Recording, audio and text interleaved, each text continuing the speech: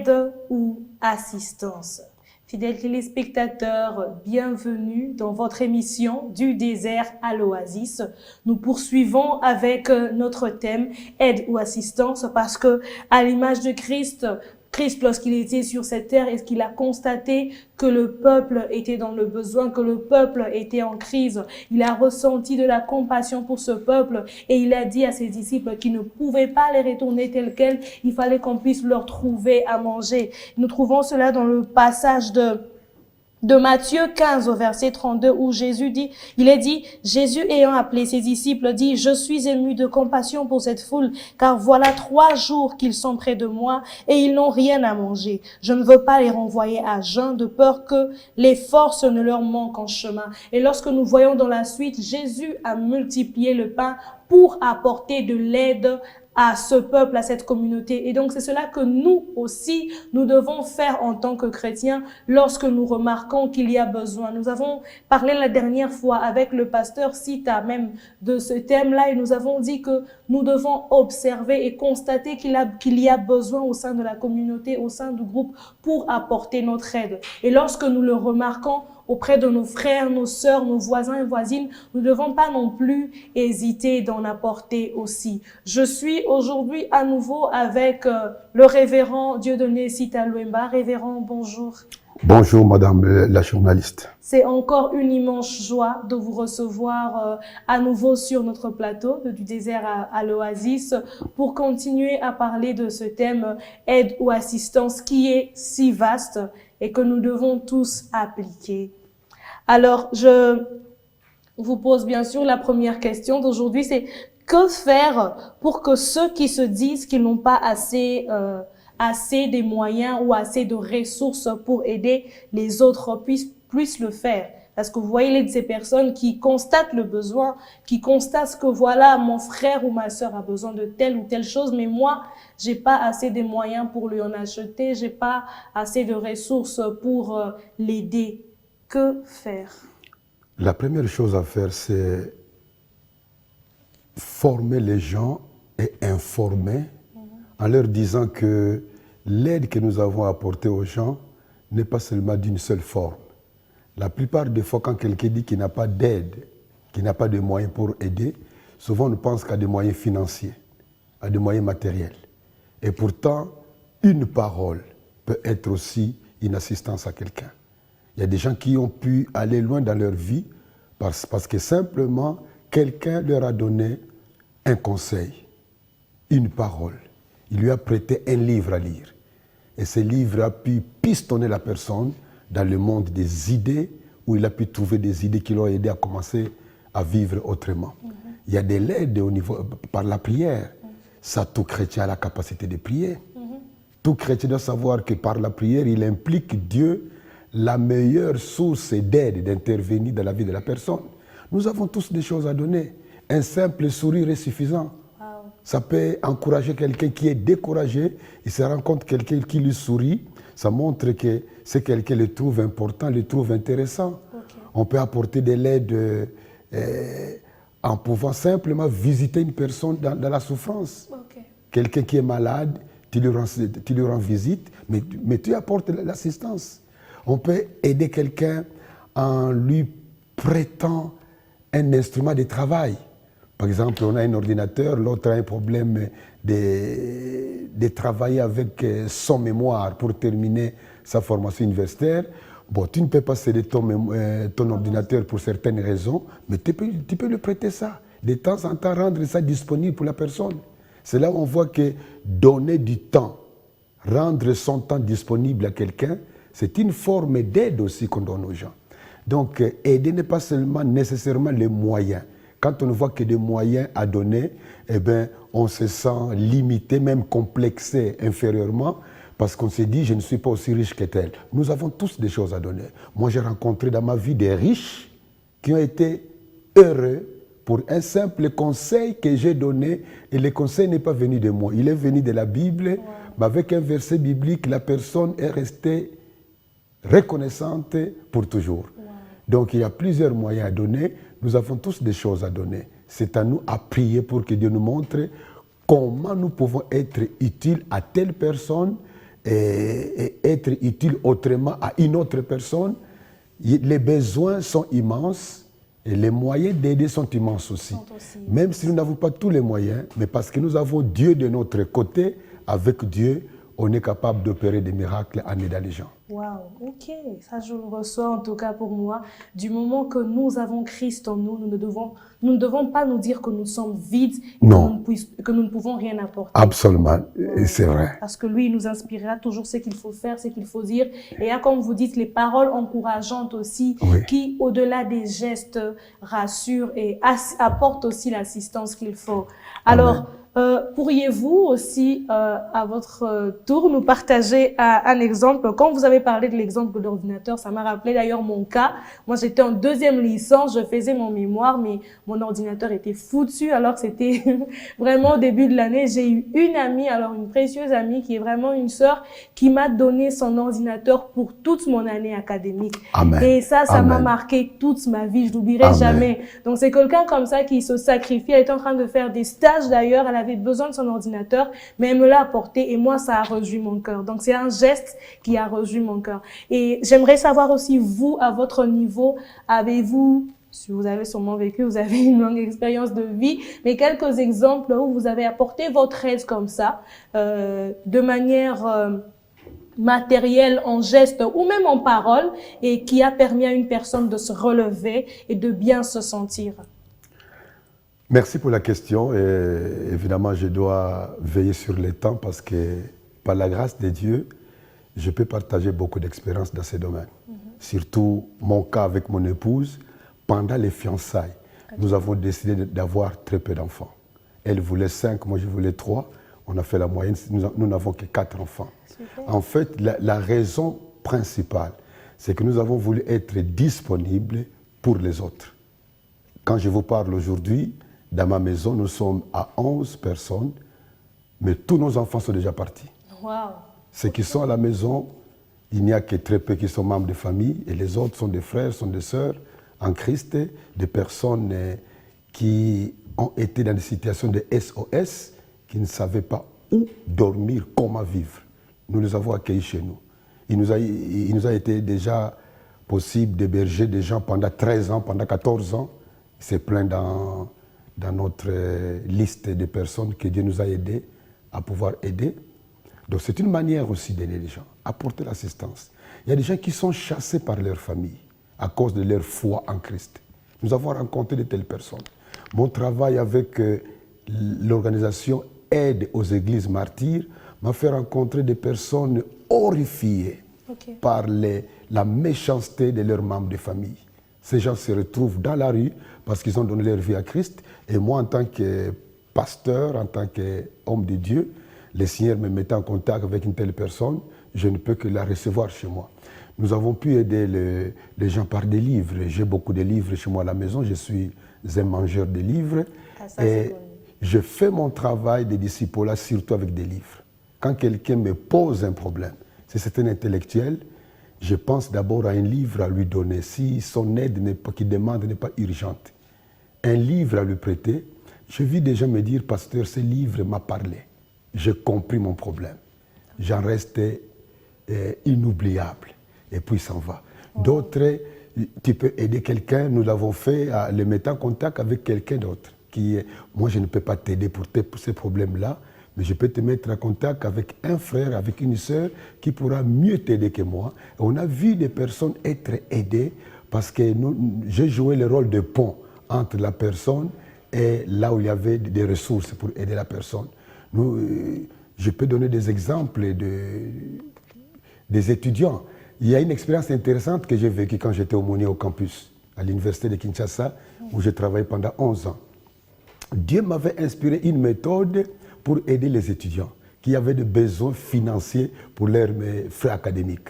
C'est une idée qui m'était venue en réfléchissant parce qu'il y avait un étudiant qui m'avait vraiment fait mal par son problème de misère financière. Et puis une idée m'est arrivée de lui poser la question, tu as combien de membres de famille ici à Kinshasa? Je lui ai donné un TP. Tu vas faire un TP, un travail pratique. Fais-moi la liste des personnes. Comme tu as besoin de $250, fais la liste des personnes apporte-moi au moins une liste de 20 personnes.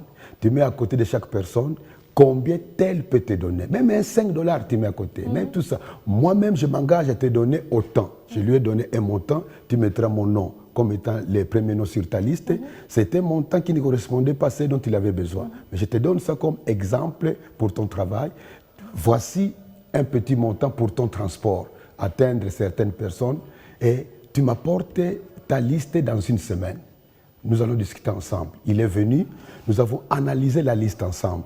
Il y a des gens qui ont donné 5 $, il a écrit 5 $, d'autres 10, d'autres 20, d'autres 30.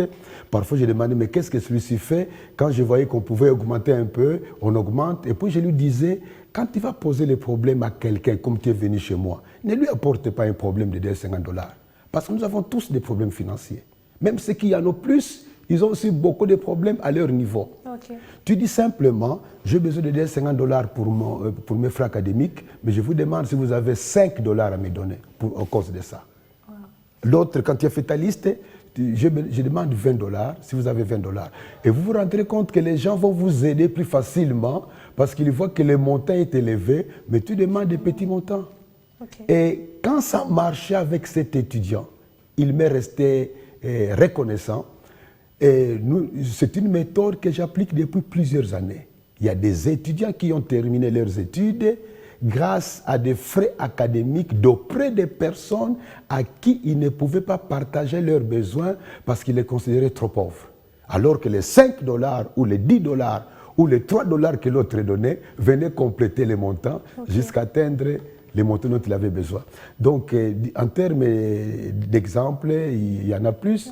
Il y a même des moments où j'avais une petite équipe, des gens que j'envoyais dans les ports, par exemple port à Kingabwa, pour demander les prix des biens qu'on vend là-bas. Par exemple, les sacs de foufou, ceci, cela. J'avais la liste avec moi. Et quand je reçois quelqu'un dans mon bureau qui a un problème de finances, je demande, mais qu'est-ce que tu fais pour avoir l'argent? Est-ce que tu connais où tu pourrais vendre un sac de maïs? Ça coûte combien là-bas? Quand tu devrais le vendre, me donne les montants. Et quand je vois que sur ma liste, les montants sont très inférieurs, je lui dis, organise-toi pour aller au Bishingobela, tu peux trouver combien? Là, les sacs coûtent autant. Moi, je vais en parler à mon épouse, on te donnera autant. Tu vas, toi, trouver la différence, va acheter les sacs de foufou là-bas, tu viendras les vendre ici quelque part. Mais je vis des gens trouver de l'aide, de l'assistance. Il m'est arrivé d'aider une femme qui était... C'était une veuve d'un professeur au campus, à l'université de Kinshasa, qui avait des problèmes financiers. En discutant, il me demandait des montants pour commencer des affaires. Moi, je n'avais pas cet argent-là à lui donner. Mais en réfléchissant sur ce qu'il pouvait faire très bien, nous sommes arrivés à nous rendre compte qu'il savait très bien faire tresser les femmes. J'ai concentré finalement mon discours sur ça. Je l'ai mis en contact avec mon épouse pour lui montrer combien elle pouvait gagner de l'argent grâce à son travail qu'elle faisait auprès de certains amis. Je l'ai aidé à par un petit montant de rien du tout pour simplement prendre photo de certaines femmes qu'elle avait tressées. Et puis il a mis ça dans un album, commencé à se promener dans certaines maisons de femmes qui avaient des moyens et se présenter comme étant une coiffeuse. Et comme il était de la paroisse, je lui ai donné un témoignage, une lettre de témoignage pour confirmer qu'elle n'est pas dangereuse pour vous voler. Elle fait partie de notre église locale. Je signe là-bas. Ça lui a ouvert des portes. D'abord, ma lettre l'a fait accueillir par beaucoup de femmes et elle a trouvé beaucoup de clients. Mais malheureusement, vers la fin, il ne trouvait plus le temps pour prier. Parce qu'il y avait trop de clients. Je lui ai dit non, attention, c'est Dieu qui t'a aidé par moi. Trouve du temps pour Dieu parce qu'il reste le meilleur soutien. Et cette femme-là a pu sortir de son ravin de misère financière pour trouver l'argent qui l'a aidé à faire un peu plus dans sa vie. Donc il y a beaucoup d'exemples qui peuvent remplir tout un livre. Franchement, avec votre expérience de vie, moi je tire beaucoup d'exemples, surtout là où vous dites qu'on peut même mettre les gens en connexion avec d'autres personnes qui peuvent les aider directement et aider par un conseil, aider par un livre. Donc, c'est vraiment magnifique et c'est grand. Et il y a une autre dimension peut-être que vous trouvez inaperçue parce que c'est votre quotidien, mais quand vous dites que vous partagez d'abord avec votre femme femmes avant d'agir. Cela montre à quel point vous êtes aussi unis, vous deux, et quelle responsabilité aussi vous donnez au couple. Et donc, pour moi, c'est un thème que nous allons aussi aborder dans cette émission dans les prochains jours. J'espère qu'on vous aura avec nous. Alors, la dernière question que j'ai, c'est face à l'ingratitude des personnes que nous aidons, face au manque de reconnaissance, comment réagir, que faire quand j'ai agi avec bon cœur, j'ai apporté mon aide, et la personne que j'ai aidée est ingrate en fait, se comporte vraiment d'une manière, je peux dire, très méchante envers moi qui l'ai aidée. Oui, ça c'est une autre face de la feuille de papier. C'est pénible. Mon épouse et moi, nous avons des noms de personnes qui sont restées reconnaissantes envers nous, mais aussi des noms de personnes qui sont restées ingrates. Ça arrivera toujours. Okay. Même Dieu lui-même, le grand créateur, combien il nous aide sur la terre. Mais il y a des gens qui écrivent même des lettres méchantes, des livres méchants contre Dieu. La théologie du Dieu mort, de la mort de Dieu. Et Dieu est devenu trop vieux, il ne sait plus diriger le monde, etc., etc. Mais Dieu leur donne de l'oxygène à respirer pendant qu'ils écrivent des lettres. Il leur donne la bonne santé pendant qu'ils écrivent des livres. C'est-à-dire que la meilleure façon d'agir par rapport à ceux qui sont ingrats, c'est de pouvoir se rendre compte que nous devons aider les autres à cause de Jésus-Christ. Si nous aidons les autres à cause de Jésus-Christ, sachant que lui n'oubliera jamais les biens que nous faisons sur la terre à cause de son nom, nous ne céderons pas devant les découragements qui peuvent nous visiter à cause des ingratitudes. Il y aura toujours des ingrats dans ce monde. Nous-mêmes, faisons aussi attention de ne pas être ingrats avec des personnes qui nous ont aidés et nous devons éviter de blesser les autres par notre ingratitude. C'est là où il est très important. Dieu lui-même aime qu'on soit reconnaissant. Et quand on est reconnaissant au Seigneur, eh bien Dieu bénit davantage. Mais quand il voit quelqu'un qui est ingrat, Dieu freine davantage son robinet de bénédiction. Donc c'est ça que je peux dire sur ce domaine-là. Aidons les gens à cause de Jésus, aidons les gens à cause de la parole de Dieu, aidons les gens en pensant à des récompenses que nous aurons avec le Seigneur, déjà dans ce monde ou dans l'au-delà. Nous devons reconnaître que l'aide que nous faisons, ce n'est pas pour que les gens nous disent merci, mais pour que Dieu soit content de nous, parce que nous le faisons pour la gloire du Seigneur et pour les biens de l'humanité. Merci beaucoup, révérend Dieudonné Sita Luemba. Nous avons parlé de l'aide, fidèles téléspectateurs, l'aide qui peut s'apporter de plusieurs manières.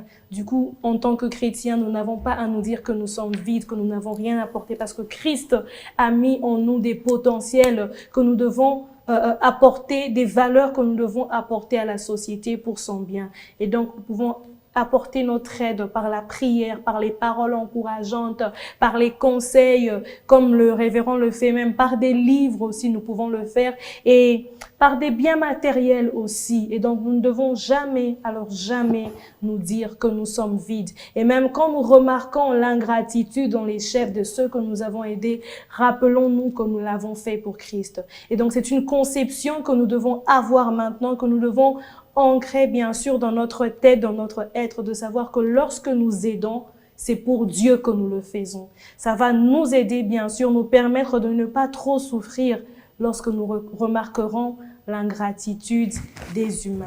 Mais aussi nous, lorsqu'on nous aide, soyons reconnaissants.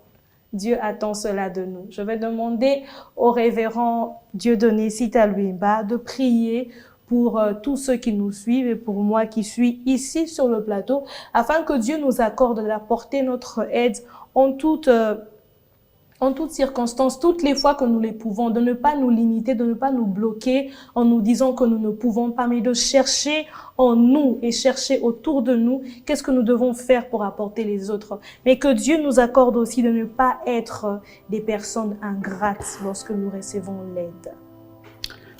Père, merci pour ta grâce qui nous soutient. Merci pour ton amour qui nous entoure. Nous sommes noyés dans ton amour comme un poisson est noyé dans une rivière. Nous avons besoin de ton aide à chaque moment de notre vie. Merci de tout cœur.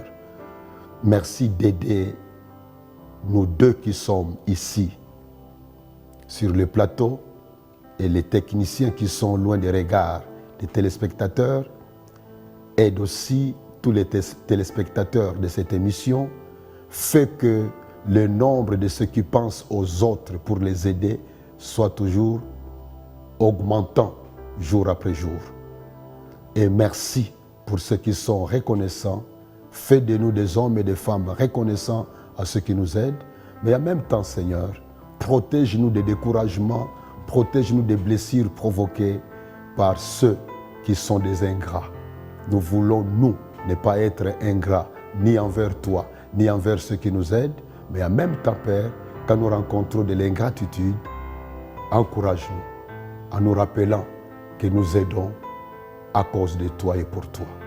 Merci de bénir cette émission au nom de Jésus. Au nom de Jésus. Amen. Amen, amen. Merci Révérend Sita. Merci à vous, fidèles téléspectateurs. Merci à toute l'équipe technique qui nous aide à réaliser cette émission. Merci à Bion. Écrivez-nous au travers du numéro qui s'affiche sur le bas de l'écran si vous avez des questions ou si vous avez des commentaires, des remarques. Mais suivez-nous aussi sur notre chaîne YouTube African Enterprise RDC. Bonne suite de programmes sur Bion Télévision et que Dieu vous bénisse.